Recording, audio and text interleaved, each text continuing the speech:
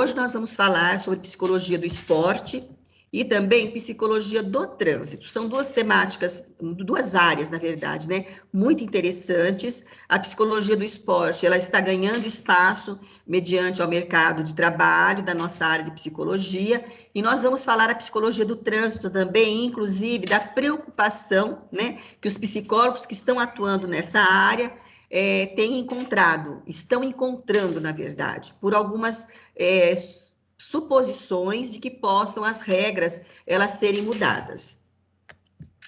Vamos começar com a psicologia do esporte. Então, a psicologia do esporte, ela é uma área da ciência que estuda os comportamentos de pessoas envolvidas no contexto esportivo e também de exercício físico.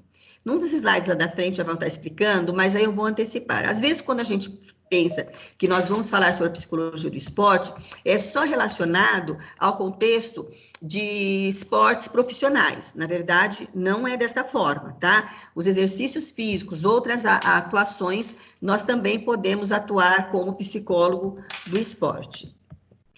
O objetivo. Qual é o objetivo da psicologia do esporte? É compreender como os fatores psicológicos influenciam o desempenho físico e entender como a participação das pessoas nessas atividades afeta seu desenvolvimento emocional, a saúde e o bem-estar. Então, o psicólogo do esporte, ele vem de encontro para entender, né, compreender e também trabalhar com os resultados, com intervenções, através dos resultados, das observações que foram evidenciadas em relação ao esportista. Pode ser em grupo, individual, ser um esportista ou ser um grupo de uma forma geral. Depois nós vamos também falar um pouquinho sobre isso, porque na psicologia do esporte se fala que nós não fazemos o trabalho individualizado. É o trabalho em grupo. Então, este trabalho em grupo é identificando que dentro daquele contexto do grupo existe um atleta que ele precisa, um atleta ou esportista, que ele precise de uma intervenção clínica individualizada, ele é encaminhado. O psicólogo do esporte, ele não trabalha com um indivíduo, ele não faz o atendimento clínico. Ele faz um atendimento de acompanhamento, orientação, relacionado ao esporte, à atividade de esporte, junto ao esportista ou ao atleta. Mas não é um atendimento clínico, é um atendimento de um especialista na área da psicologia do esporte.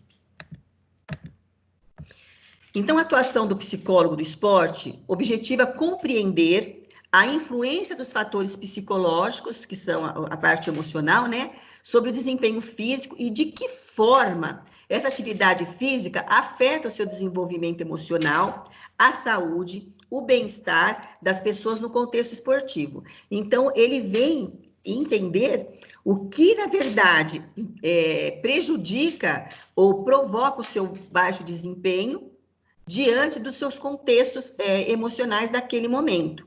E o que ele pode fazer para melhorar os seus resultados.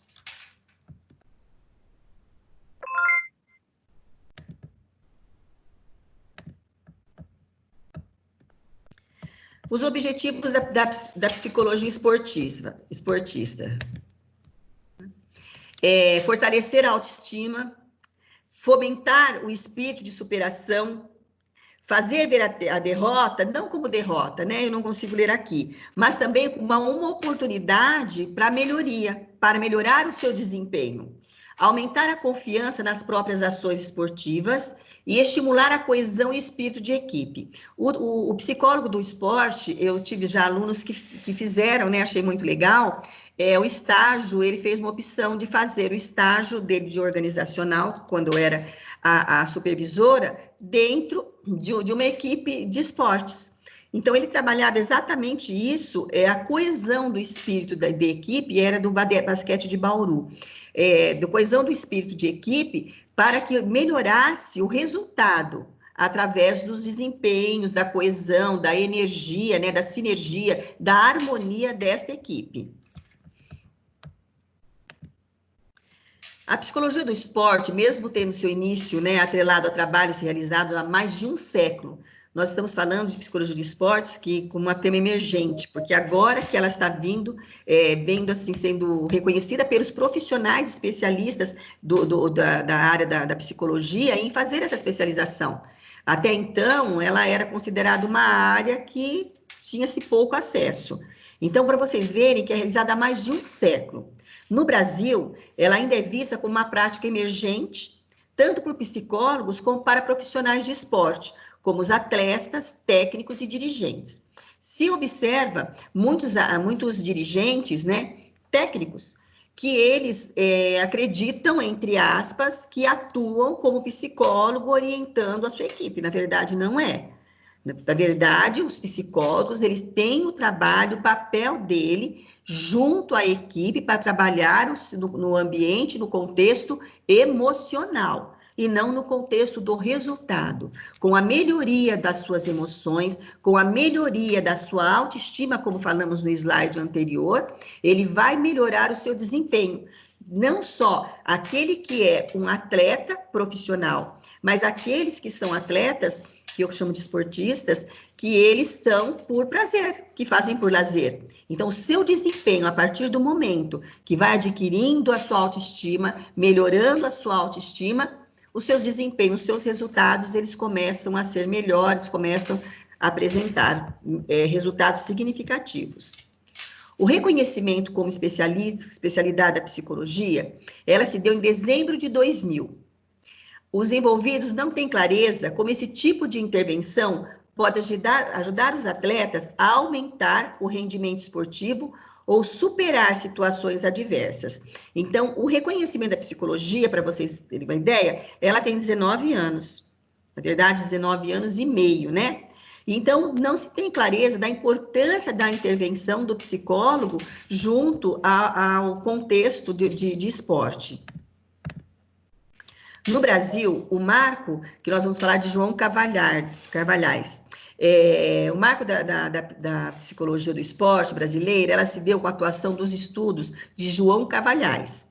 É bastante interessante, viu? Ele é um psicólogo alemão, com grande experiência em psicometria. Então, ele fazia avaliação, ele fazia também, a experiência dele era realmente fazer a estatística dos resultados e ver o resultado, o que se esperava, né? E o que foi apresentado, e o que poderia melhorar. Ele conseguia, através da psicometria, identificar as intervenções necessárias para a melhoria do desempenho dos profissionais, aí seria profissional que ele veio, tá? Para trabalhar com a psicologia do esporte. E aí ele veio a convite para selecionar e treinar os árbitros de futebol da Federação Paulista de Futebol.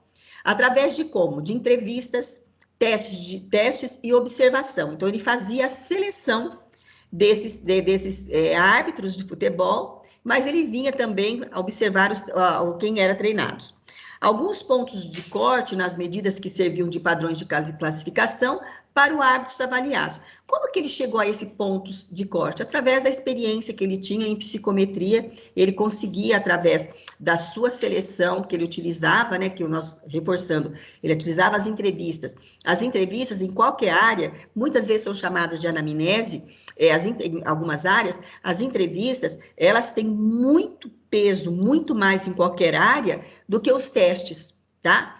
A entrevista e a observação, ela vem, na verdade, são 3 instrumentos que se trabalha, porém, o importante é o somatório desses 3, tanto da entrevista como teste e observação. Mas, sem dúvida nenhuma, a entrevista, o peso dela é um peso, assim, de alta confiabilidade. Aí ele veio também com a prática do aconselhamento individual. Ele é humanista, tá? Ele se focava no Carl Rogers, mesmo vocês observando que ele não tinha, quando ele fazia a seleção, ele não era a parte humanista, mas quando ele estava junto com os atletas, sim. Uma técnica bem diferente do que ele utilizava, que eram os testes. Os testes ele é bastante utilizado a gente fala pela comportamental, análise comportamental, dando a maior visibilidade às suas intervenções. Então, ele utilizava os testes, mas quando ele atuava como psicólogo individual, ele atuava como psicólogo da abordagem humanista. Então, em 1954, essa, na verdade, é a data, né, o marco histórico da psicologia no Brasil. Aí ela foi conhecida em 1954, porém, foi um marco histórico quando ele veio, mas a psicologia como profissão, ela foi reconhecida no Brasil em 1962. Então, ele já atuava com instrumentos, ele já atuava, já utilizava intervenções psicológicas, porém, no Brasil, ela ainda não era reconhecida como uma profissão. O futebol profissional no Brasil, em outros países, desde a década de 1930, 20, foi se tornando um fenômeno diferente das demais modalidades esportivas, tanto no que se refere à organização dos times e clubes, como pela organização dos seus eventos. Então, o futebol, de uma forma geral, ele é considerado até hoje, né? É uma prática de fenômenos, na verdade, muitas modalidades esportivas existem, porém o futebol no Brasil, a gente fala que é o futebol do Brasil, né? A gente torce, a gente assiste realmente para assistir. E aí, os atletas dessa modalidade, nós observamos com certeza, eles recebem remunerações milionárias nos dias atuais, mas sempre foram grandiosas para os padrões da época. Eu até gosto de dar um exemplo do meu filho, que hoje tem 31 anos, que quando ele era pequeno, né, tinha uns 3 aninhos, até hoje ele não gosta de estudar, tá? Ele falava assim, ó, eu vou ser jogador de futebol. Nós estávamos tomando um dia café da manhã, eu, minha filha, o pai deles e eu. Aí eu falava assim, tem que estudar bastante, porque hoje jogador de futebol tem que estudar. Isso era um incentivo. Aí, daqui a pouco ele virou para mim e falou para mim assim, mãe, então eu vou ser piloto de Fórmula 1. Eu falei, tem que estudar muito. Aí ele falou assim, aí eu falei assim, então eu vou ser piloto de avião. Tem que estudar muito, mãe. E se eu for piloto de caminhão? Eu falei, aí você tem que estudar um pouco menos. Aí ele falou, então eu vou ser piloto de caminhão. E ele, com a sua ingenuidade, né? Mas ele praticou esse esporte como lazer até os seus 16 anos. E aí a gente vê, né, como que vem já por essa modalidade ter remunerações milionárias, ela vem de encontro com o olhar da criança. Eu estou falando uma criança de 3 anos, ele era muito esperto, tá? Muito, muito mesmo. E de 3 anos. Mas as crianças já têm um olhar que esta é uma profissão, sendo um jogador de futebol, que ela tem uma remuneração alta, milionária, né? Inicialmente, a psicologia do esporte, ela enfatiza mais biológicos, né, os fatores, os aspectos biológicos, e atualmente estuda e atua em situações que envolvem motivação, liderança, personalidade, agressão, violência, dinâmica de grupo, que é as nossas técnicas que nós falamos, né, na outra disciplina, técnicas de grupo, e bem-estar de atletas, ampliando os olhares para enfoques no campo social, educacional e clínica de forma complementar. Então, quando nós vamos falar sobre psicologia do esporte, nós temos que entender também o contexto que aquele atleta, quando estou falando de atleta, tá? De futebol mesmo, aquele atleta, especificamente de futebol, qual foi a história que ele teve, né?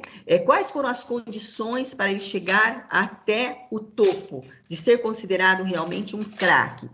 Então, nós não podemos esquecer que os atletas, de uma forma geral, eles têm um histórico emocional, eles têm um histórico de vida. E esse histórico de vida, quando eles vão para ser um profissional, eles acabam deixando de lado aquela situação de resolver o que está, né, dentro de mim para eu querer ser um bom profissional, um bom atleta. E aí ele se preocupa muito o ganhar, o ter. Então a gente observa vamos falar de futebol, que é o nosso forte, né, do Brasil. Então aqui a gente tem observado jogadores que eles acabam se perdendo no contexto. Um exemplo que nós podemos dar é o jogador Adriano, podemos dar como exemplo também. Então, ele teve todo um auge de carreira, né? E, ao mesmo tempo, ele acabou se envolvendo com outras situações e hoje ele não consegue voltar por uma situação lógica, mas não se preocupou. O que se espera é que esses clubes, eles pudessem ter psicólogos em todos eles, e que trabalhassem todo esse contexto ao qual nós estamos falando, que é motivação, liderança, personalidade, agressão, violência, dinâmica de grupo e bem-estar de atletas. Então, existem momentos que a gente observa dentro de um campo, estou falando diretamente do futebol, que existem momentos de agressividade que nós não conseguimos entender o porquê aquilo acontece. Mas ali nós temos, além de um atleta, né, profissional, nós temos uma pessoa, nós temos um ser humano, que ele tem a história de vida dele. E ele, diante de situações, ele pode não estar preparado para lidar com frustrações. Os estudos e atuação nesta área têm se desenvolvido, e o que pode ser percebido em nível técnico de atletas e equipes de alto rendimento, bem como no equilíbrio de equipes, demonstrando que a preparação emocional tem sido especialmente enfatizada e tendo se tornado um diferencial. Então, aquele atleta, de uma forma geral, ele estando bem emocionalmente, tendo seu controle emocional, com certeza, eu não vou falar nem alto rendimento, eu falo que o seu desempenho, ele vai superar as suas expectativas, porque sempre, para quem ele estiver trabalhando, para quem ele for profissional, vai superar as próprias expectativas do clube, ele já tem. Ao mesmo tempo, nós temos os profissionais, aqueles que não são profissionais, são atletas que não são profissionais, eles também têm suas expectativas. E ele procura sempre superar os seus resultados. Então, ele tem também que ter um equilíbrio emocional, ter um controle emocional, trabalhando muito bem o seu bem-estar, a sua autoestima, para que, quando ele não conseguir, ele não se frustre. Ele consiga realmente lidar com essa situação. A prática esportiva, ela pode ser dividida em práticas de aprendizagem, de treino, de competição, de prática regular, de recreio e outras identificadas na abrangência das dimensões sociais do esporte, que é esporte e educação, que são esse esporte e educação, nós podemos falar que são aquelas direcionadas para ações sociais, do esporte de participação e do esporte de alta performance. Que é alta performance? É um alto desempenho. Performance, alto desempenho. Com a materialização desses novos entendimentos, o esporte passou a estar diretamente ligado a objetivos de políticas públicas, reduzir índices negativos, seja como possível fomentar de ações sociais. Então, quando se trabalha com ações sociais, se trabalha para o bem-estar do adolescente. Observem que sempre quando se tem o esporte ligado a políticas públicas, ele trabalha com crianças e adolescentes. Por quê? Porque exatamente essa preparação, do prazo de preparação, são fases de preparação para um enfrentamento de frustrações futuras. Então, as políticas, quando você servem dentro do município de vocês, né, que lá o próprio município oferece jogo de futebol, ele faz treino do judô, e isso tudo está direcionado para as meninas também, independente de menino ou menina, né? Porque hoje a gente não trabalha mais dessa forma. Mas aí a gente pode identificar que existe uma preocupação da preparação daquela comunidade para situações futuras de enfrentamento diante de frustrações e de perdas. Hoje, até foi bom eu falar para vocês, até minha filha, que hoje tem 33 anos, até hoje ela adora futebol. E jogou bastante handball, dela era mais forte. E aí a gente fala que todos esses trabalhos de políticas públicas que é realizado, hoje não tem essa separação de feminino e masculino pela questão de gênero, tá? A prática esportiva é reconhecida como fundamental ao desenvolvimento humano e está mais próxima dos campos da saúde e da educação. Aqui, sem querer, eu deixei pequenininho aqui, mas vou ter que fazer essa correção. Mas é o mesmo tamanho, tá? Tanto da saúde quanto da educação. Claro que sim. Por quê? Porque quando você pratica o esporte, você fica saudável, isso independente de idade. Agora, relacionado à educação, você aprende realmente com as suas habilidades sociais, na convivência dentro do seu primeiro núcleo, que é o familiar, e depois nós vamos para o núcleo, que é o social, que é lidar realmente com pessoas, indivíduos, fora dentro do contexto familiar. Então, é a educação. Então, naquele momento, quando tem essa prática esportiva, você aprende a lidar em equipe, aprende a respeitar o momento do outro e o seu momento. Né? E tanto que nós observamos quando existe violência dentro do contexto profissional, nós observamos o que falta realmente é um preparo educacional para determinadas situações. É isso que a gente consegue observar. Aqui, até eu quero falar para vocês daqui, relacionado à educação, uma das primeiras psicólogas a trabalhar com psicologia do esporte foi Suzy Fleury. Se alguém se interessar por essa área e tiver interesse, né, curiosidade, procure ler um pouquinho sobre ela. Suzy Fleury, ela fez um trabalho muito interessante junto com o nosso futebol, que na verdade foi como só você foi um chute, né, muito grande para nós, ela foi uma abertura para a nossa área também. Eu respeito muito o trabalho que a Suzy Fleury fez.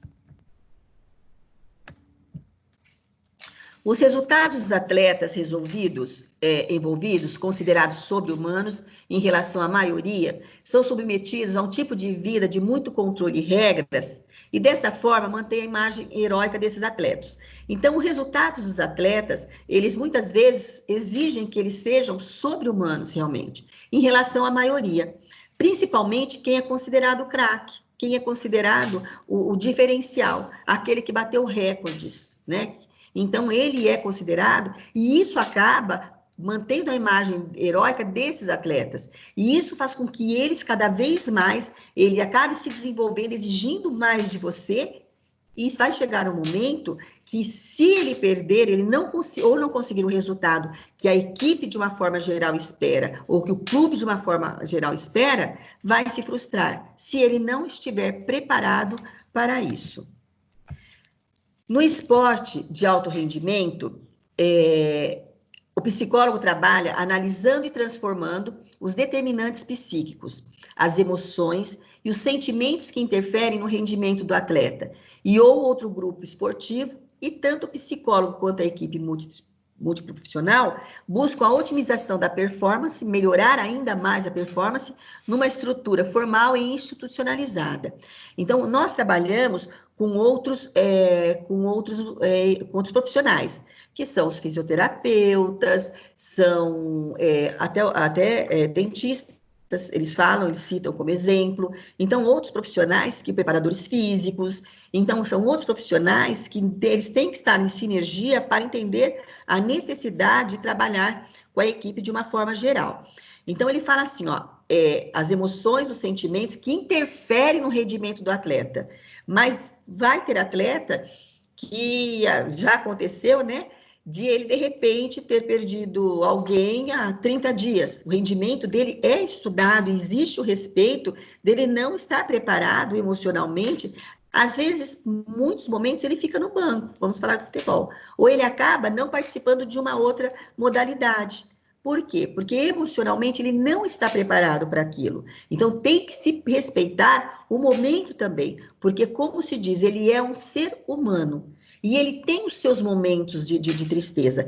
Porém, quando existe uma tristeza cada um vai trabalhar de alguma forma, cada um vai agir de alguma forma, de formas diferentes. Porém, né, se ele for preparado emocionalmente, se for uma situação pequena, que não seja de perdas, né, ele consegue se manter dentro do campo de futebol, ou dentro de um campo, que, digamos assim, de uma natação, ou dentro de um basquete, de um vôlei, e outras modalidades de forma geral. Mas isso é necessário para que exista realmente uma participação, um entendimento junto a essa equipe multidisciplinar. Nós falamos multiprofissionais. E para tratar a depressão dentro do esporte, o Carlos está entrando, o Carlos entende disso. Para tratar a depressão e os transtornos mentais, os atletas de alta performance têm como aliado o psicólogo clínico, que conduz o tratamento em parceria com médicos psiquiatras. Carlos, você está me ouvindo? Carlos? Sim, estou. Olha, é tudo que você gosta da aula de hoje, tá? Esporte. Exatamente. Então, que conduz o tratamento em parceria com médicos psiquiatras. Então, quando é identificado que existe algum atleta que ele está passando por depressão, existe alguns transtornos mentais que possam afetar, né, a sua saúde de uma forma geral, ele é encaminhado para tratamento clínico e, ao mesmo tempo, acompanhado pelos médicos psiquiatras. Quando necessário, ele é afastado para fazer o tratamento. No dia a dia dos treinamentos, a comissão técnica conta com um profissional ainda pouco conhecido, né? O psicólogo esportivo. Tanto que em Bauru, se nós formos procurar, são mínimos. Que eu conheço apenas uma, né? Mas eu acredito que tenha mais. Que eu conheço apenas uma, mas eu acredito que tenha mais alguns psicólogos que trabalhem nessa área. Mas ainda ele é pouco reconhecido porque, eu torno a frisar, muitos técnicos, preparadores físicos, eles fazem alguma atuação que acredita que seja de psicólogo, mas na verdade não é, porque existe uma preparação. O psicólogo ele tem que ter uma especialização nesta área para poder trabalhar como psicólogo esportivo. O psicólogo esportivo não trará nenhum transtorno ou atleta específico, mas comporá uma equipe técnica para formular estratégias para o competidor alcançar o pódio. Por quê? Porque ele vai estudar o comportamento da equipe, vai estudar a motivação, quem é o líder da equipe, como é o relacionamento dessa equipe. Várias são as dificuldades para os profissionais envolvidos na psicologia do esporte. É necessária uma formação abrangente, sendo 4 os campos da aplicação da psicologia do esporte. O esporte de rendimento, analisar e transformar as emoções que interferem no rendimento do atleta ou grupo esportivo. Então, ele vai mais focar o esporte em relação ao desempenho, né, desse atleta ou do grupo esportivo. Normalmente, ele estuda o grupo, tá? Ele vai estudar o grupo, mas ele vai identificar que se existe algum atleta precisando de um atendimento ou de um acompanhamento especializado. Aí nós temos o esporte escolar, tem como objetivo de nortear os princípios socioeducativos, educando seus praticantes para a cidadania e para o lazer. Reflexo no processo de formação e desenvolvimento da criança, jovem ou adultos desenvolvidos. Então, o esporte escolar é interessante também, como eu disse para vocês, da ação social, né?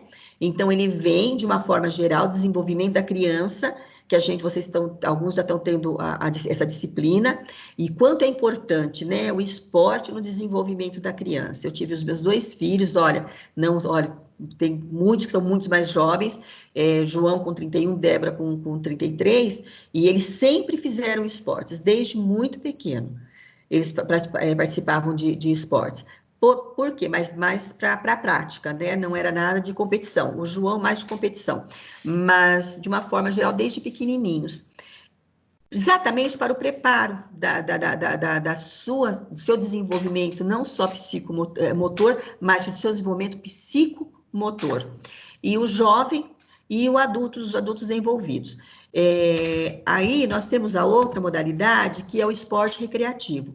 Ele vem um pouco quase ao escolar, atua analisando o comportamento recreativo de diferentes faixas etárias, diferentes faixas de idade, classes socioeconômicas e atuação profissional em relação a diferentes motivos, interesses e atitudes. Então, nós temos também o esporte recreativo, que ele independe da idade, da classe socioeconômica, E às vezes, são até grupos que acabam contratando para que eles sejam um diferencial e um resultado específico de uma competição entre colegas, entre bairros, né? Entre clubes pequenos. Não estou falando dessa parte de recreativo, não estou falando de grupos profissionais, estou falando de grupos recreativos.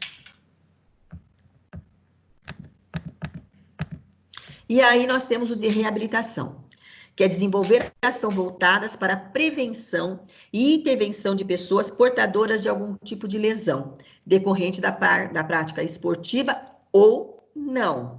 E também de pessoas com deficiência física ou mental.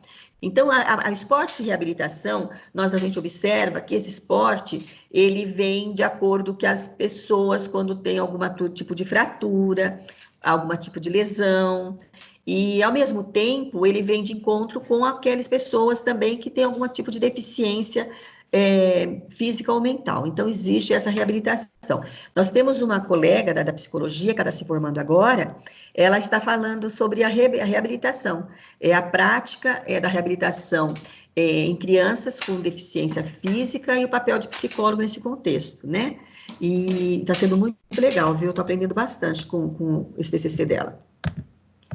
Os atletas, olha essa figura, eles passam por treinamentos intensos, diários e multidisciplinares, e dessa forma, os aspectos psicológicos muitas vezes não recebem a devida atenção, mas sabe-se que esse terá impacto no seu desempenho, quando se utilizam dos princípios da psicologia do esporte no treinamento. Então, essa foto é bem clara, né? Quantas vezes a gente vê aquele que percebe que o seu rendimento, ele não está, vamos falar de prática profissional, ele não está tendo, de equipe, ele não está tendo o seu rendimento do jeito que ele quer, o seu desempenho do jeito que ele esperava, o que o grupo também espera dele, e aí ele acaba, entre aspas, mascarando, né, uma lesão, ou uma queda, e aí todo o jogo para, e naquele momento que parou, ele tem tempo para voltar realmente a se estruturar emocionalmente. Ou ele acaba intensificando ainda mais e acaba colocando o outro sendo substituído.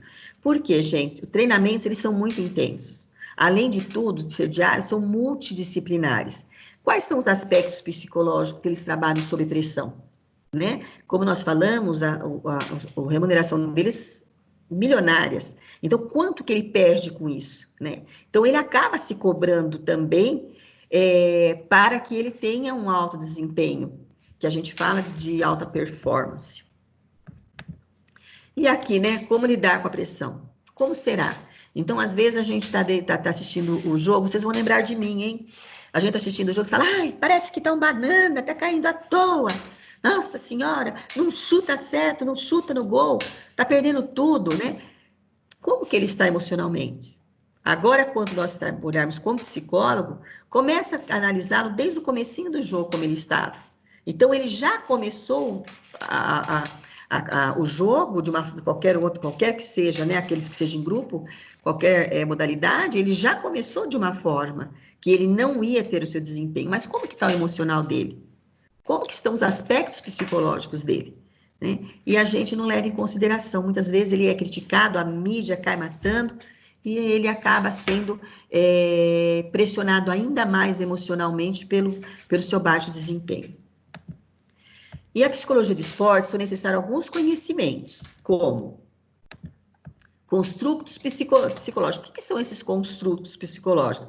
Na verdade, é aquilo que não está escrito. A gente fala muito que é aquilo que acredita que seja. Por exemplo, relacionado ao científico, que não tem ciência, não é comprovado. O amor, né? A emoção, são considerados construtos psicológicos. Então, quando falo alguns conhecimentos, eu tenho que ter o conhecimento dessa análise, né? Como está o medo? Como que está o amor? Como que está a sensação de pertencimento ao grupo? Eu tenho que entender esses construtos. E nós temos também teorias da personalidade. Nossa! Eu me lembro quando eu fazia faculdade, nós tínhamos um livro, que eu falava assim, que parecia um dicionário, né? Que era só de teorias da personalidade. E eu gostava muito de ler, né? desse livro, gostava mesmo. Eu tinha até há pouco tempo. E por quê? Porque é muito legal quando a gente começa a entender realmente as teorias da personalidade, como são as personalidades, como os indivíduos são diferentes, né?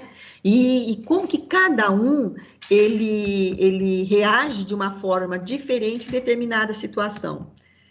A avaliação psicológica não deve ser esquecida, tá? Dentro desse contexto da psicologia do esporte, a avaliação psicológica, ela deve ser levada em consideração, porque ela é um instrumento a mais para você ter, assim, a efetividade, a credibilidade a assertividade da sua análise geral. Nós temos a psicometria, lembra que nós falamos da psicometria, a importância? Sim. Quando vocês observam, vamos falar de futebol de novo? Quando a gente observa que tem aquele campo de futebol, né? E ali, fulano vai jogar naquela ala, naquela, isso eles estão fazendo uma métrica, né? Mas a psicometria somos nós que fazemos, nós que temos esse conhecimento real. Nossa, mas ele é de tal posição, mas ele não tá legal para isso. Às vezes, aquele jogo vale mais a pena deixá-lo no banco, né, como reserva, e colocar outro na sua posição, pelo contexto psicoemocional que ele se encontra naquele momento. A periodização. Então, o conhecimento, qual é o período que ele faz os treinos? Quantas vezes por semana, quantas horas, eu tenho que entender essa periodização e como também é realizado. Para isso, eu não tenho só que saber. Quando nós somos psicólogos do esporte, eu tenho que ir até a área, conhecer todo o contexto e, se possível, quanto mais estar junto ali, participando, observando, analisando, porque você está fazendo um trabalho junto com o grupo. Quando nós falamos em trabalho de grupo, tá? Quando é uma equipe em grupo, é uma equipe. Agora, quando é individual, se mantém da mesma forma. Treinamento físico, tático e técnico, né? Desenvolvimento físico, olha, aí entra a equipe multidisciplinar que eu falei anteriormente. Especificidades biológicas, temos que entender também, né? Por isso que eles falam, tá acima do peso, tá abaixo do peso, tem que pesar isso. Como que está em termos de músculo, né? Que eu não entendo muito, mas são as especificidades biológicas que são necessárias. E a modalidade esportiva ou atividade física em questão. Então, eu trabalho com uma equipe multidisciplinar. Se eu estou junto com uma pessoa, né, que está praticando o esporte, uma academia acaba me contratando para fazer parte, atender, tem um trabalho junto com as pessoas, os seus clientes ali. Então, com esses clientes, eu tenho que ter todo esse conhecimento também, não é diferente. São esses mesmos conhecimentos. Mas, lembrando, eu posso encaminhá-lo para algum outro profissional se eu identificar a necessidade. Não é diferente quando é feito o trabalho em equipe. O processo de avaliação do psicológico no esporte, ele é denominado psicodiagnóstico esportivo, que é igual ao levantamento de aspectos particulares do atleta ou da relação com a modalidade da escolha. Então, por que psicodiagnóstico esportivo? Então, eu tenho que verificar, né? Vamos esquecer a parte profissional, eu tenho que identificar se você vai de encontro com aquela modalidade que você escolheu. Então, o psicodiagnóstico esportivo, ele é feito exatamente para identificar se você tem o perfil para aquela modalidade. Sabe aquele que nós fazemos de orientação profissional, OP, orientação profissional? Vem de encontro com isso aí, para identificar qual é a modalidade que realmente você tem o perfil. Ou para que modalidade você tem o perfil. A presença do psicólogo, ao necessitar desse tipo de avaliação, se faz necessário considerando a especificidade da atuação do uso dos testes psicológicos. Os testes psicológicos vai depender muito de cada psicólogo, como ele se aplica. Mas um que nós não devemos esquecer é testes que avaliam a depressão. Olha, eu estou até com o meu aqui. Que avaliam a depressão, testes que avaliam a personalidade. Eu não sei se vocês vão conseguir, eu não sei se vocês vão conseguir ver, que aqui eu adquiri hoje informatizado. pelo esse distanciamento social, e eu tenho as avaliações para fazer, estou ficando atrasada, então eu fui adquirir um teste informatizado, tá? Então, é esse aqui, ó. Esse AON, ele é muito importante, por quê?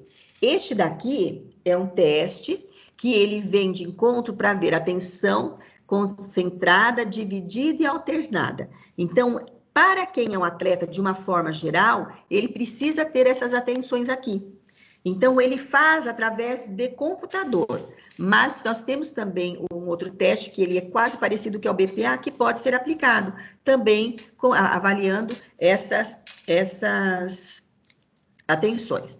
E aí tem o NEOPI, mas o NEOPI ele é muito extenso, então ele faz parte desse pacote aqui, o NEOFI, que ele vem para encontro da personalidade, ele vem para a personalidade. E nós temos que aplicar também um relacionado à depressão, tá? Quando é esporte, nós temos que identificar como que está o grau, a situação emocional dele. Infelizmente, eu poderia falar, a gente pode avaliar um de estresse? Poderíamos avaliar. Porém, hoje, dentro do nosso contexto psicológico, da nossa área psicológica, nós só temos um teste para aplicar de depressão. Então, temos, acho que, não, de estresse, que seria o estresse dentro da equipe. E, então, nós temos, mas de depressão, nós temos outros instrumentos que vêm validar esse psicodiagnóstico. Se for uma atividade individual, que não seja profissional, se ele tiver em depressão, é importante ele fazer esporte, né? Porque o esporte, ele auxilia para que a gente libere substâncias, que essas substâncias, elas melhoram a nossa autoestima, ela melhora, né, até a forma do sono, do relacionamento, e com isso a gente acaba esquecendo, né, deixando a depressão de lado. Mas não podemos esquecer que se for diagnosticado através desse psicodiagnóstico, uma depressão, é encaminhado, como falamos nos slides anteriores, para um atendimento psiquiátrico e também psicológico. Nossa sala está cheia, que gostoso.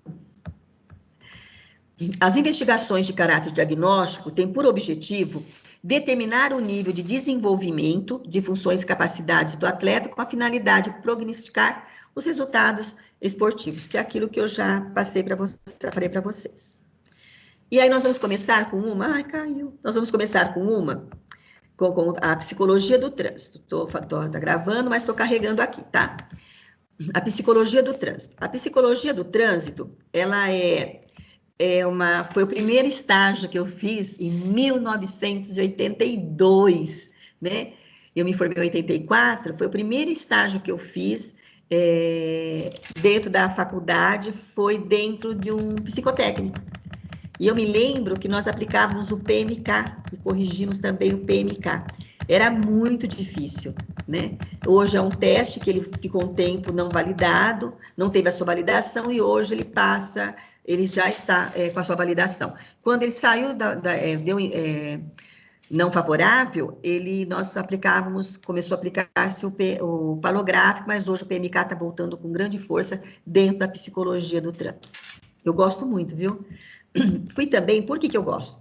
Fui também instrutora durante 4 ou 5 anos do SESC-Senat, que são as 5 S's, aqueles que estão relacionados ao transporte. Então, eu era instrutora para quem ia tirar a habilitação para motorista coletivo e motorista condutor, a gente fala, né? Condutor coletivo e condutor escolar.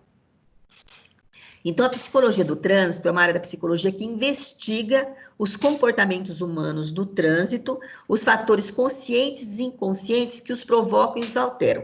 Então, a psicologia do trânsito, ela não é só para o condutor, mas ela é de uma forma geral, tá? Incluindo os pedestres. Quando a gente fala psicologia do trânsito, pensa só na psicotécnica. Não é. A psicologia do trânsito, quando vai ter mudanças de uma forma geral dentro de um município, o psicólogo está lá. Por quê? Porque existem comportamentos dos indivíduos que estão inseridos dentro daquele contexto que é o trânsito. Quais são os riscos? As sinalizações deveriam também ter isso, né? Visa estudar o comportamento das pessoas nos vários contextos do trânsito. Pedestres, ciclistas, motociclistas, passageiros, motoristas amadores e profissionais. Esse, quando nós falamos pedestres, ciclistas, motociclistas, o que a gente pensa, né? O pedestre acha que sempre tem razão. Aí o ciclista acha que sempre tem razão. E o motociclista, e assim sucessivamente. Com isso, o que acontece? O trânsito vira uma bagunça, né? Então, se não tiver um estudo do comportamento dos indivíduos que fazem, não sejam desde pedestres até condutores e ciclistas, porque ciclista é um condutor, viraria um caos. Então, aquelas faixas que existem não é por acaso. Os semáforos que existem não é por acaso. Na minha época era sinaleiro. A psicologia do trânsito, ela investiga os processos externos e internos e os fenômenos conscientes e inconscientes que provocam, alteram e que ocorrem quando as pessoas estão no trânsito. Então, eu me lembro que eu não vi isso comentado dentro desse livro de vocês. Eu me lembro que é uma coisa que nós pegávamos muito, né, sobre a psicologia quando eu era instrutora do SESC-SENAT, que a gente falava muito da música alta. Não pode, você viu que agora já existe essa lei de não ter a música alta. A música alta, ela interfere muito, você acaba acelerando mais, tira a sua atenção e concentração. Então, não é por acaso que não se é recomendado escutar música muito alta dentro do veículo, né? E a gente fala do celular, mas é claro, a atenção é mínima, né? Em segundos você pode ter um acidente com o pedestre, ou até quantos acidentes, quantos atropelamentos já aumentaram pelo uso do pedestre atravessar a rua, né? Falando no celular. Porque não tem atenção, a atenção realmente dele é desviada. Em todas as áreas, é crescente o olhar dos psicólogos comprometidos em estabelecer relações harmoniosas entre os sujeitos e o ambiente que vivem. No trânsito não é diferente, faz-se necessário ter uma relação de equilíbrio entre os vários atores que convivem nos vários ambientes e contextos. Quando nós estamos conduzindo um veículo, que somos família, digamos assim, e que tem um menor dentro do carro, uma criança, nós temos que tomar cuidado. Por quê? Porque nós estamos sendo exemplo para aqueles que vão estar sendo pedestres, ciclistas, motociclistas e conduzir outros veículos, né? Então, nós somos exemplos para eles. Então, nós temos que tomar cuidado, passar no amarelo. Quando teve uma época que eu estava no SESC-SENAT, que se observou muito, tá? Se observou muito que estavam acontecendo acidentes. E aí, o que eles resolveram? Começar a educar as crianças dentro das escolas. Então, já tinham as escolinhas, alguma escola, eu morava em Santa Cruz do Rio Pardo, em Ourinhos, mas eu atuava em Santa Cruz do Rio Pardo como psicóloga da educação e era facilitadora do SESC-SENAT. Então, lá, dentro do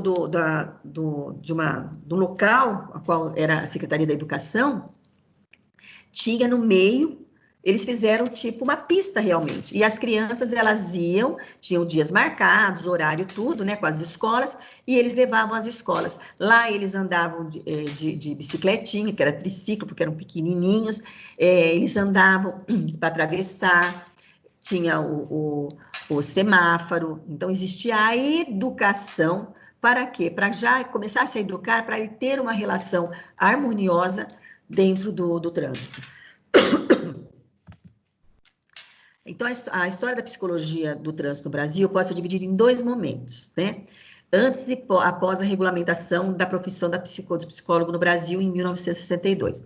Então, as informações científicas da psicologia sempre foram utilizadas na área do trânsito, nas políticas de segurança e prevenção, e com a finalidade de que ainda se mantém, por meio de avaliações, intensificar ou restringir os motoristas no processo de aquisição da Carteira Nacional de Habilitação. Então, aqui eu estou vendo uma carteira, vocês vão ver aqui, ó, uma Carteira Nacional de Habilitação. Nessa carteira, todos que vão tirar a primeira precisa fazer o psicotécnico, ok? Se ele, durante um ano, que é a provisória, ele não teve acidente nenhum, não teve nenhuma multa, nada, ele não precisa fazer o psicotécnico, senão ele vai ter que ficar retido, se não me engano, 6 meses ou um ano. Aí nós temos que antes era dessa forma que vinha escrito. Quando vocês verem, observam caminhoneiro, condutores de ônibus, né, condutores de van, esporte coletivo, a gente fala coletivo ou escolar. Qual é a diferença do coletivo e escolar, sendo que escolar é coletivo? O escolar é quando ele conduz crianças até 12 anos. Ele precisa ter o escolar. Claudinéia, e se ele conduzir de 12 anos durante o dia e ele utilizar a van à noite para ser adulto? Ele vai ter que ter o condutor escolar e o condutor coletivo. Ele tem que ter os dois cursos para o SES, pelo SESC Senat, tá? E aí, antes vinha vindo assim, exerce atividade remunerada. Então, se ele é um condutor profissional, vem e exerce atividade remunerada. Hoje, essa exerce atividade remunerada, ela vem escrito EAR, que é o EAR, que é o exerce a atividade remunerada. Isso aqui foi uma modificação que já está há uns 3, 4 anos, mais ou menos, que ele está escrito desta forma. Aí, só falando aqui um pouquinho, voltando aqui rapidinho, existe o que acontece, que os psicólogos do trânsito, eles estão, como eu falei para vocês, que eles estão bastante, assim, insatisfeitos, né, com algumas medidas que o novo governo vai tomar. Uma delas é que nós temos que fazer a cada 5 anos, e depois diminui, parece que acima de 60, diminui para 3 anos. E aí, eu até tirei umas informações com uma colega que eu tenho de psicóloga do trânsito, e eu vou repassar para vocês essas informações, que é interessante vocês terem. E esses 5 anos, o governo está pretendendo aumentar para 10 anos. Por isso que, diante dessa situação, ela falou assim, vai acabar sendo inviável ser psicólogo do trânsito, porque de 10 em 10 anos já está muito complicado, ela falou bastante complicado, porque uma carteira de habilitação, né, é cara, e ao mesmo tempo vai ficar assim inviável, né, psicólogo do trânsito. Mas eu gosto bastante dessa área, viu, gente? Gosto mesmo. Porque eu estudo o comportamento, as reações, né, e faz a avaliação de uma forma geral. E o médico italiano, Le Patrizzi, foi o primeiro a chamar a atenção sobre a utilidade da psicologia para os conflitos do trânsito. Isso foi em 1900, indicando a necessidade de examinar psicologicamente os condutores de automóveis. No Brasil, essa história tem início com a consolidação das estradas de ferro e da chegada dos automóveis e caminhões no Brasil, para substituir a circulação de bondes e trens no início do século XX. Em 1910, foi promulgada a primeira legislação que tratou sobre o trânsito, o Decreto-Lei número 8.324, que regulamentou o serviço de transporte de passageiros ou mercadorias por automóveis e estabelecia medidas de segurança para os motoristas da época, chamados de motorneiros. Então, aí falando nisso, eu lembrei, os taxistas, eles precisam ter esse EAR, tá? Eles precisam. O motorneiro, ele deve estar constantemente, né, deve estar constantemente senhor da velocidade do seu veículo, ele é responsável por tudo que ocorre no seu veículo, devendo diminuir a marcha ou mesmo parar o movimento, todas as vezes que o automóvel possa ser a causa de acidente. Então, mesmo que não tenha aquelas 3 que hoje nós temos, né, eu falo que a faixa de pedestre, ele tem que parar. Existem cidades já que a hora que chega o pedestre, ele está vindo o veículo, né? Ele só estica a mão, ele esticando a mão, o veículo para deixar dar a passagem. Aqui em Bauru nós temos esse costume, deveria ser para todos, né? Mas ali perto do Confiança Max tem aquela faixa. Agora os outros vai de acordo com a educação de cada um. O primeiro Código Nacional de Trânsito foi um marco para a prática do psicólogo no contexto do trânsito. Com ele, foi possível determinar as bases para a psicologia do trânsito, pois estabelece os exames para obter a licença de prática ou de habilitação para o condutor do trânsito. Ele precisa ter o exame médico ou fisiológico, né? E precisa ter também o psicológico, nós chamamos de psicotécnico.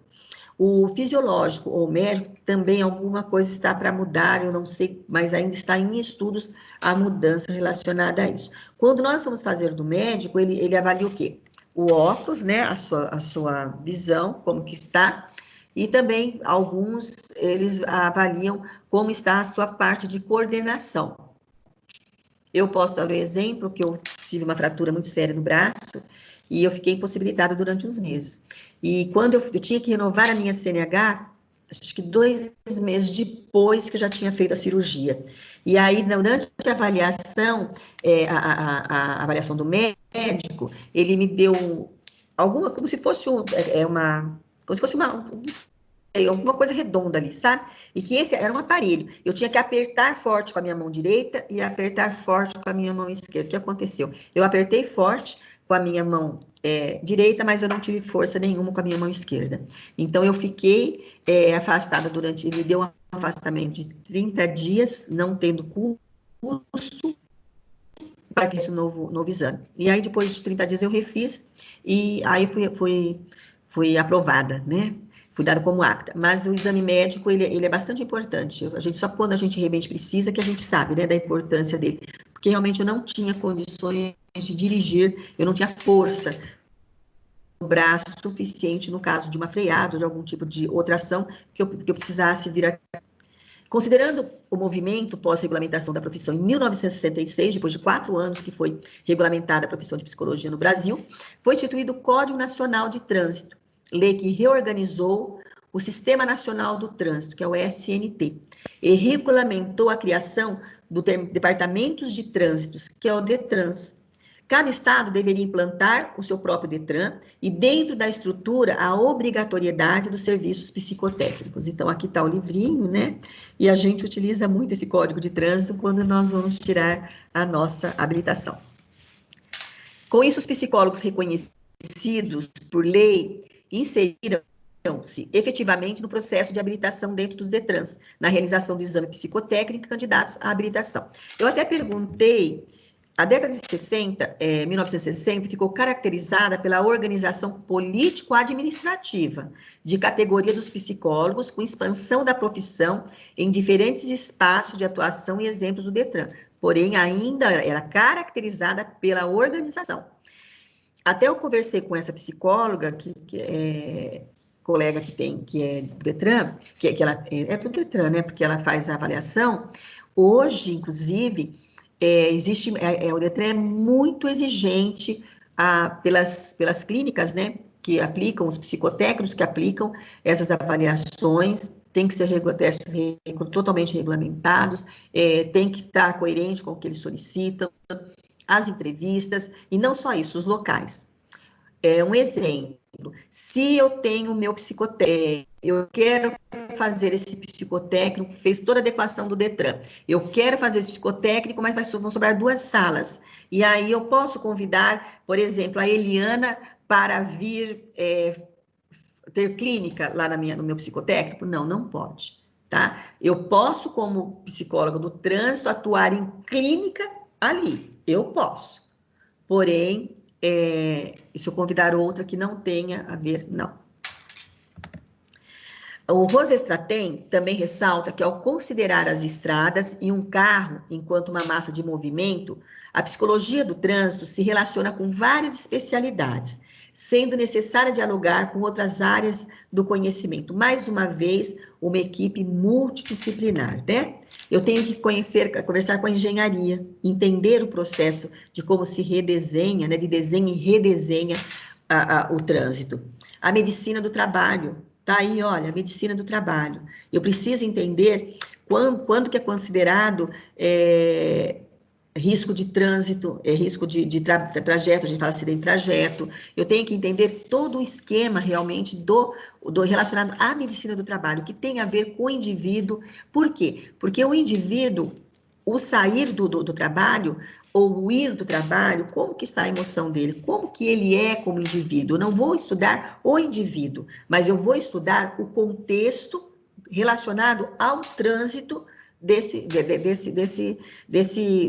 como se diz, desse condutor ou desse pedestre que ele vai ter acesso, né? A medicina do trabalho é muito importante, viu? Estatística física, tá aí, gente, a estatística de novo. A ergonomia, tá? A ergonomia. Por que a ergonomia, Claudineia? Eu vou dar um exemplo da minha filha. Minha filha é bem medidinha, tem 1,46 m, na faculdade, 1,5 m. E aí, ela, às vezes, ela tem, quando ela dirige, ela não gosta de dirigir, não, mas ela tem que colocar uma almofadinha para sentar. Por quê? A ergonomia, ela fica muito baixinha, ela quase não tem, não enxerga. Hoje, com os carros, isso quando ela tirou carta, hoje com os carros, né, mais novos, hoje você já consegue medir e levantar o banco, você consegue ter isso, né? Você colocar a altura de acordo com o que fica adequado para você. Mas quando ela começou, não tinha, então era realmente a ergonomia. E aí ficava ruim, claro, porque conforme você vai sentando, a almofada ela vai se acomodando. Então, pode interferir e causar um acidente de trânsito. A sociologia, né, que vai depender muito realmente do todo o contexto social, a psicopedagogia, claro, a educação está aí, ó. E o direito, né, direito e direcionado à criminologia, porque quais são as suas responsabilidades diante de um acidente? Eu não sei se vocês sabem, por exemplo, alguém aqui, não sei se está todo mundo aí, né? Alguém aqui trabalha com relacionado a motorista, por exemplo, o Carlos, ele viajava direto, o Carlos já não está mais aqui. Por quê? Vou dar um exemplo. Se eu sou um caminhoneiro, tá? Eu estou contratado pela empresa da Claudineia. O caminhão está com o pneu meio careca, não está careca inteiro, meio careca. Acontece um acidente no trajeto que eu estou indo de viagem. Eu tento frear, não consigo. Eu acabo provocando um acidente. Nesse acidente, quem é o responsável? Vai ser o motorista, vai ser o condutor, porque é de responsabilidade do condutor toda vez que ele for pegar aquele veículo que ele é responsável, ele tem que fazer um checklist. O que é um checklist? Ele olhar todas as situações do caminhão, como que está de água, como que está de óleo, como que está a sua roda, como que está, se tem alguma coisa quebrada, algum espelho quebrado, ele tem que fazer um levantamento das condições do avião, do veículo. Se ele não tiver em ordem, ele ele ir para a estrada, se acontecer um acidente, ele é responsabilizado criminalmente. Os departamentos de trânsito são os órgãos responsáveis por reconhecer a importância do psicólogo na área e também por institucionalizar as clínicas psicotécnicas, né? E os departamentos têm ainda verificado a importância da psicologia do trânsito na prevenção de acidentes e ações de violência no trânsito por meio dos resultados de testes. Teve alguns, eu vou até dar um exemplo, que quando eu trabalhava direto dentro das organizações, que eles passavam, os motoristas passavam o processo seletivo. Aí nós aplicávamos um teste psicotécnico, aplicávamos teste para seleção. E eles eram reprovados. Eles falavam assim, como? Eu fiz o teste psicotécnico semana passada, como que eu fui reprovado? Então, ele acabava sendo reprovado e ele não era contratado, né? Então, porque a gente tem também, dentro de uma organização, ter essa preocupação, não é porque ele tem CNH, que ele tem as experiências, que eu não vou fazer uma avaliação psicológica nele. Né? Eu tenho que fazer, se ele vai dar início dentro da empresa, não é porque eu tenho a necessidade, a urgência de ter um motorista, ter um condutor, mas eu tenho que ter a responsabilidade, se ele tem condições de assumir um veículo da empresa a qual eu estava trabalhando, né? Em 1980, surgiram questionamentos referentes ao papel do psicólogo no trânsito, conhecido entre os colegas de profissão como psicólogo, psicotenista. Isto é, o psicólogo que realizava, né, a avaliação psicológica no contexto do trânsito. Isso em 1980. As dúvidas sobre o papel desse psicólogo estava relacionada à incompreensão da sociedade referente a uma avaliação aparentemente obrigatória que não auxilia na redução de acidentes de trânsito e na promoção de um trânsito mais seguro. Então, existiam essas dúvidas até hoje, viu, gente? Se alguém é reprovado no psicotécnico, eles ficam muito bravos. Eles falam que quem está fora do normal é a psicóloga, né? Responsável pelo psicotécnico, e não aquele que está sendo avaliado. Que ele, às vezes, ele foi num dia que ele não estava bem, né? Ele está muito gripado, estava doente. Isso vai interferir no resultado dele. Aí, como que o psicólogo ele vai atuar nisso? Se ele identificar, evidenciar que ele realmente ele está muito gripado, ou ele está assim, com semblante cansado, doente, o psicólogo deve conversar e agendar outro dia para fazer o psicotécnico. E a falta de pesquisas, de estudos de validação e normatização dos instrumentos psicológicos que eram e são utilizados para a realidade do trânsito brasileiro corroboram para essas críticas, já que nos mais de 50 anos de profissão, a atuação nessa área pouco mudou. Então, como eu disse, né, o psicólogo ele é bastante criticado quando existe um inapto, né, não reprovado, inapto para atuar como motorista. Ele pode voltar, se eu não me engano, depois de 30 dias para fazer uma nova avaliação. Alguns traços de personalidade medidos durante o processo de avaliação podem estar atrelados a comportamento impulsivo, vocês ainda não têm experiência dessa avaliação, mas ela pode sim, possibilitando direção perigosa, irresponsabilidade, olha aqui, agressividade, egocentrismo, impulsividade, intolerância à frustração. Quando você vê alguém passando no semáforo amarelo, tem um verde, mas o amarelo ele quer acelerar, é egocentrismo, eu quero passar, né? Ele não pensa nas consequências do que aquilo pode acarretar.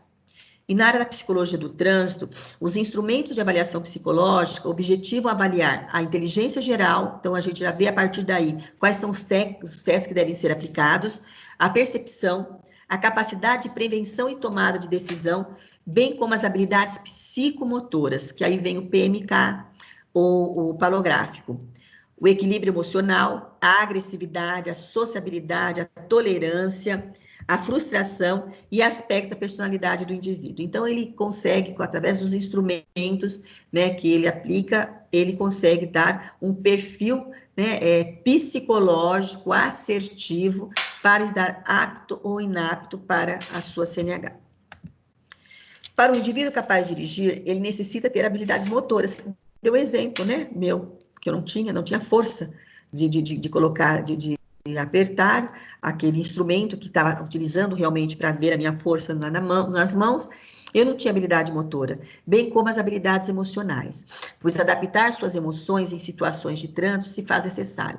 As habilidades motoras, ela vem de encontro, nós trabalhamos, podemos fazer uma análise através de alguns instrumentos, mas a habilidade motora também era bastante identificada junto ao médico. Essas habilidades, elas comprometem, provocam sentimentos de ansiedade, estresse, raiva, agressividade, ocasionando riscos. A gente fala direção perigosa, né? Essa é a direção perigosa. Então, é um condutor com direção perigosa. Na área da psicologia, os instrumentos de avaliação psicológica, o que eles objetivam? A inteligência geral, como nós falamos, percepção, capacidade de prevenção, até a forma da prevenção de conflitos mesmo. Tomada de decisão, quanto assim da prevenção, a habilidades psicomotoras e equilíbrio emocional. Quantos que a gente observa que às vezes existem discussões de trânsito, e nessas discussões de trânsito, existe até, além da agressão física, até morte, né? É a falta do equilíbrio emocional. A agressividade, sociabilidade, tolerância e frustração, e aspectos de personalidade, como nós falamos anteriormente. É comum, o penúltimo slide, tá? É comum vermos certo egoísmo dos usuários das vias terrestres, pois querem sempre a garantia dos direitos e o mínimo de cumprimento dos deveres, numa atitude intencional em praticar as regras conforme as próprias conveniências. Isso a gente observa muito nos pedestres também. São inúmeros acidentes de trânsito que foram causados por estupidez, distração ou ignorância.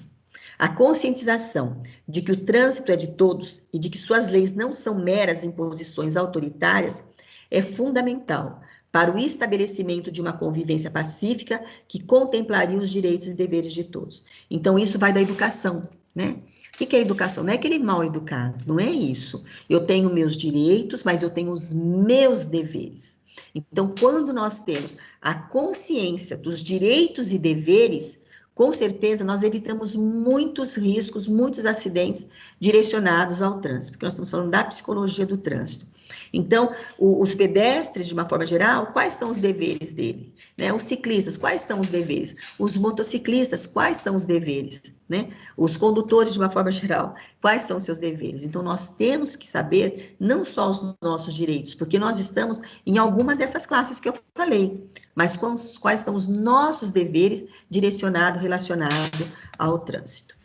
E o último slide, então, código, né, no Código de Trânsito Brasileiro, temos as orientações para discussão que pretende humanizar o trânsito. Isso despertou interesses em estudos que apontam diferentes áreas e possibilidades de intervenção do psicólogo, como uma proposta de educação na perspectiva psicológica, desencadeando um bom comportamento no trânsito, evitando que atitudes de negligência seja o principal fator de acidentes. Quais são? Nós podemos citar, né? Aqui, a gente pode falar assim, a gente sabe que quando a gente bebe, a gente não pode dirigir. Então, não pode dirigir, tá. Mas o que mais o jovem faz? O que mais, não é o jovem, não, o adulto faz? O que mais? Né? Quantas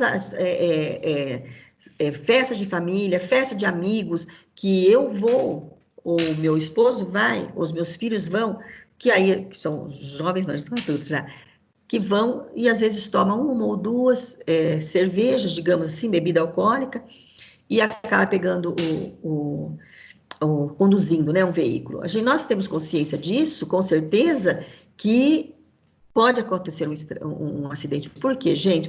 Quando vocês estudarem muito relacionado à parte de atenção e concentração e reflexo, fica totalmente, nós já não somos mais os mesmos quando nós estamos consumindo bebida alcoólica.